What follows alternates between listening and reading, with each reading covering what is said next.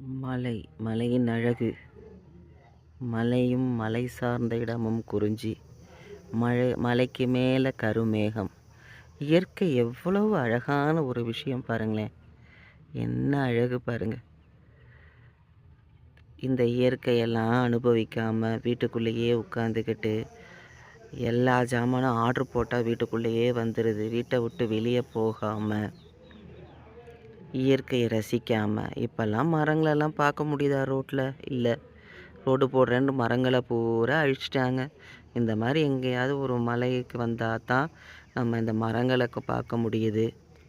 எத்தனை லட்சம் மரங்களை ரோடு போடுறாங்கன்னு அழிச்சிட்டாங்க. அதே மாதிரி வீடு கட்டுறோன்னு நம்ம கேப் விடுறதில்ல, மரம் வைக்கிறதில்ல.